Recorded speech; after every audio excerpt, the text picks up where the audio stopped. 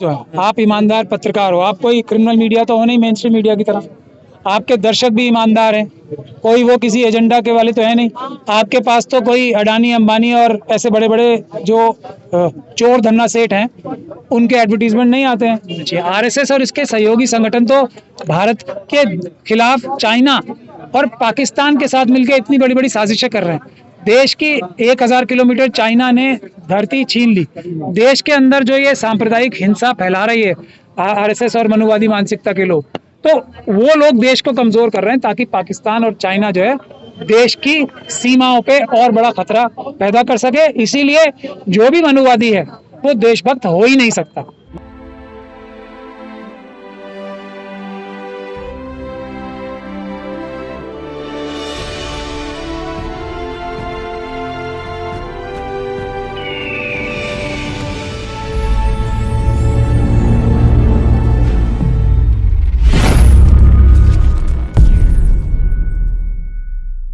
Sir PFI को 5 साल के लिए बैन कर दिया है, क्या कहना है इस पर? बैन करने के लिए एक प्रक्रिया होती है, कानूनी प्रक्रिया, जो कि अनलॉफुल एक्टिविटीज प्रिवेंशन एक्ट में बताई गई है। वो प्रक्रिया अगर निष्पक्ष रूप से उसका पालन करके अगर बैन किया गया है तो वो कानूनी बैन हो। अगर उस प्रक्रिया को फॉलो नहीं करके भेदभावपूर्ण से ये बैन लगाया गया है तो वो गैर कानूनी बैन होगा और उसको जो इसका ट्राइब्यूनल होता है उसमें चैलेंज किया जाता है और वो निरस्त भी होते हैं इस प्रकार के बैन के ऑर्डर।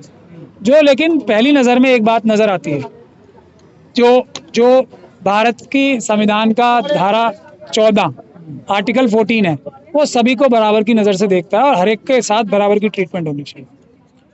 पीएफआई पे बैन करना सरकार का जायज होगा यदि पीएफआई ने ऐसा कोई काम किया हो जो उन संगठनों से ज्यादा खतरनाक हो। क्योंकि सरकार का ये मानना है कि जो ऐसे संगठन जो कि भारत का संविधान खत्म करके मनुस्मृति लागू कराना चाहते हैं और धर्म संसद करते हैं और ये बोलते हैं कि हिंदू राष्ट्र बनाने के लिए मरेंगे मारेंगे, उनके खिलाफ तो सरकार ने अभी तक इस प्रकार का कोई बैन का ऑर्डर नहीं किया।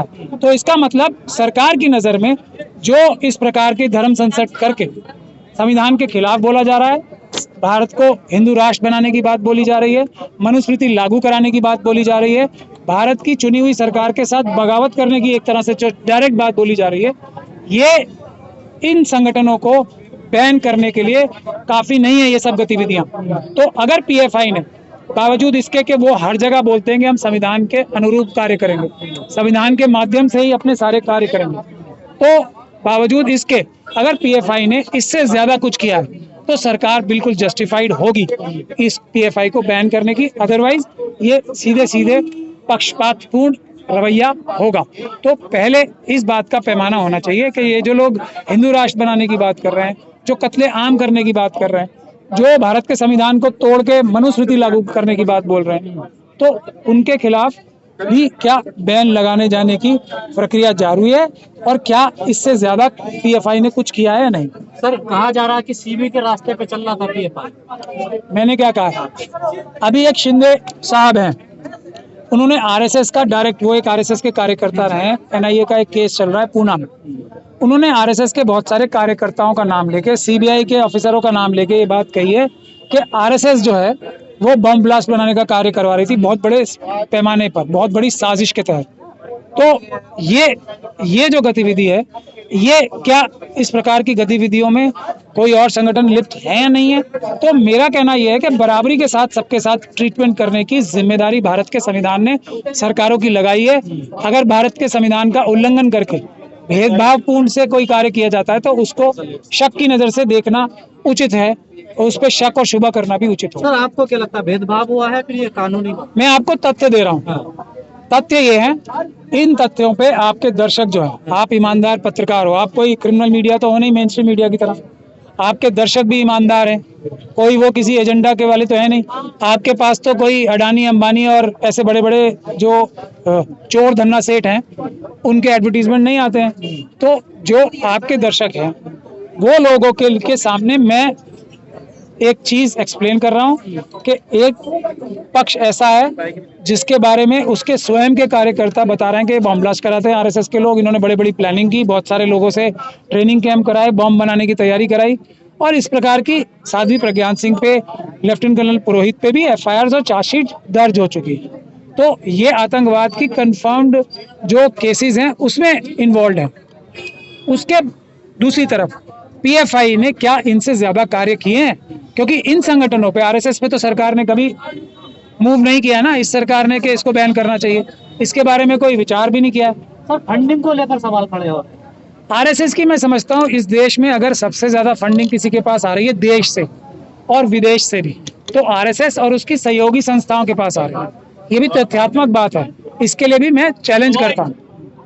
1 नंबर से और पता नहीं 2 नंबर से कितनी आ रही होगी, उसका हिसाब तो कोई ईडी या इनकम टैक्स ही लगा सकती है। 1 नंबर से भी सबसे ज्यादा जो आरएसएस के 1 लाख के करीब संगठन है, उनके पास 1 नंबर से देश के अंदर से भी और देश के बाहर से भी और सरकार के माध्यम से भी सबसे ज्यादा जो है डोनेशन आ रही है। एक तरफ मोहन भागवत मस्जिद जाते हैं, दूसरी तरफ मदरसा जाते हैं, दूसरी तरफ पीएफआई के जितने कार्यकर्ता हैं या उनके अधिकारी उनको सबको गिरफ्तार किया जाता है, छापेमारी होती है। क्या है इन दोनों का तालमेल? कोई तालमेल नहीं है। मनुवादी जो हैं अपने लोगों के पास जाते हैं, जो मनुवादी मानसिकता के, मुसलमानों में क्या मनुवादी मानसिकता के लोग नहीं है? इलियासी जी जो है वो तो मैं वही मनुवादी हैं क्या? मैं मनुवादी मानसिकता के हैं। जब तो जैसे होता ना, एक जैसे लोग एक दूसरे के साथ मिलते हैं, तो वो भी एक मनुवादी मानसिकता के व्यक्ति हैं। तो अपने लोगों के पास तो सब जाते ही हैं एक दूसरे से मिलने। अभी ये तो एक के पास तो चले गए, चलिए ठीक है, एक के पास चले गए, लेकिन ऐसी बहुत सारे मुस्लिम संगठन ऐसे हैं जो खुद आरएसएस के पास मिलने जाते हैं, तो वो सब भी मनुवादी मानसिकता के हैं और आरएसएस के एजेंट हैं। मगर एक बात मेरी ये है कि जो ये मुस्लिम समाज के जो मनुवादी मानसिकता के लोग हैं, वो एक बात मेरी ध्यान से सुन लें, जो आरएसएस है बख्शेगी इनमें से एक को भी नहीं। इनका नंबर 100% आएगा, इलियासी साहब का भी नंबर जेल जाने का आएगा, और यही आरएसएस के लोग पहुंचाएंगे। जैसे हमारे दूसरे जो मुस्लिम धर्मगुरु हैं बहुत सारे, वो लोग आरएसएस से मिलने गए, 5 दिन बाद उनको अरेस्ट करके जेल में डाल दिया, अभी तक जेल में। तो इलियासी साहब का भी नंबर 100% आएगा। इसी प्रकार से हमारे बहुत सारे शेड्यूल ट्राइब के लोग हैं जो अपने आप को धर्मगुरु या सोशल लीडर बनते हैं, और वो आरएसएस के लोगों से साठ-गांठ रखते हैं, नंबर उनका भी आएगा, वो सब भी जेल जाएंगे। क्योंकि आरएसएस का जो संगठन है वो बहुत ही लिमिटेड लोगों का संगठन है, बाकी सब लोगों को एक्सप्लॉइट करते हैं, उनके खिलाफ काम करते हैं और अपने पास सारी सभ्यता इकट्ठा करने का काम मनुवादी मानसिकता और जायनिस्ट मानसिकता पूरी दुनिया में करते हैं। सर पीएफआई के कार्यकर्ता लगातार सड़कों पे उतर रहे हैं, क्या उन्हें उतरना चाहिए या अभी थोड़ा संयम बरतना चाहिए? पीसफुल प्रोटेस्ट, मैं आपको बोल रहा हूँ ना, हर एक भारतीय नागरिक का अधिकार। पीसफुल प्रोटेस्ट आज की दुनिया में और आज के समय में भारत में सबसे बड़ा संवैधानिक अधिकार है, जिसका सब लोगों को प्रयोग करना चाहिए। 80% जो कार्य है आज के समाज में जो पीसफुल प्रोटेस्ट से होगा। आज की जो सिचुएशन चल रही है 20% अदालत के माध्यम से या कोई पिटीशन या दरखास्त लिख के अधिकारियों को, सर ऐसा मेरा मानना। जो तमाम संगठन देश में चल रहे हैं उनको पारदर्शिता होनी चाहिए उन संगठनों के अंदर। देखिए, पारदर्शिता होनी चाहिए और रेड्स भी बराबर के हिसाब से होनी चाहिए। जिसने जितनी बड़ी चोरी की वैसे ही रेड्स होनी चाहिए, वैसे ही बैन होने चाहिए। आरएसएस और इसके सहयोगी संगठन तो भारत के खिलाफ चाइना और पाकिस्तान के साथ मिलकर इतनी बड़ी बड़ी साजिशें कर रहे हैं। देश की 1000 किलोमीटर चाइना ने धरती छीन ली। देश के अंदर जो ये सांप्रदायिक हिंसा फैला रही है आरएसएस और मनुवादी मानसिकता के लोग, तो वो लोग देश को कमजोर कर रहे हैं ताकि पाकिस्तान और चाइना जो है देश की सीमाओं पे और बड़ा खतरा पैदा कर सके। इसीलिए जो भी मनुवादी है वो देशभक्त हो ही नहीं सकता। मनुवादी और देशभक्ति का कोई लेना देना नहीं है। अम्बेडकरवादी जो है वही देशभक्त हो सकते हैं। जो अम्बेडकरवादी नहीं है उसको अपनी देशभक्ति जो है वो साबित करनी पड़ेगी। लेकिन SC ST OBC और माइनॉरिटीज के लोग और महिलाएं प्राइमा फेसाई प्रथम दृष्टया देशभक्त होते हैं। बाकी सब लोगों को साबित करना चाहिए अपनी देश। कहा जा रहा है CNRC या हाथरस में बड़ा हाथ तफीफ है। देखिए, ट्रायल कर रहा नहीं, मीडिया जबरदस्ती, PFI इतना बड़ा संगठन भी नहीं है। CNRC राज्यों में है सर। देखिए, मैं आपको बता तो रहा हूँ, ये पूरी जो ऑपोजिशन की पार्टी है, CNRC का तो एग्जांपल मैं आपको दे ही सकता हूँ। कोई भी पॉलिटिकल पार्टी, चाहे वो बड़ी से बड़ी पॉलिटिकल पार्टी क्यों ना हो, उसका इतना सामर्थ्य या ताकत नहीं है कि वो सीए एनआरसी जैसे बड़े बड़े प्रोटेस्ट करा सके। भारत के इतिहास में किसी पॉलिटिकल पार्टी का, यहाँ तक कि बीजेपी की भी इतनी ताकत नहीं है कि इतने बड़े बड़े, आरएसएस की भी इतनी ताकत नहीं है इतने बड़े बड़े पीसफुल प्रोटेस्ट करा सके। तो पीएफआई की भी कोई ताकत नहीं है, किसी भी संगठन की कोई ताकत नहीं है इतने बड़े पीसफुल प्रोटेस्ट कोई करा सके। ये तो सीए एनआरसी का स्पॉन्टेनियस प्रोटेस्ट था।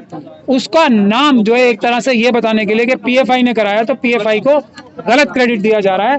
वो देश के एससी एसटी ओबीसी माइनॉरिटीज की प्रोटेस्ट थे, क्योंकि उन्हीं सभी की नागरिकता छीनने के लिए मनुवादियों ने साजिश की थी। मुस्लिम महिलाओं ने सिर्फ उसे लीड किया, वो पूरे देश की आवाज थी। किसी पीएफआई संगठन की इतनी हैसियत और औकात नहीं है, साफ साफ सुन ले, कि सीए एनआरसी जैसे बड़े प्रोटेस्ट करा सके। सरकार सिर्फ बहाना तलाश कर रही है इस बात को छुपाने का कि वो जनता की आवाज थी सीए एनआरसी की प्रोटेस्ट।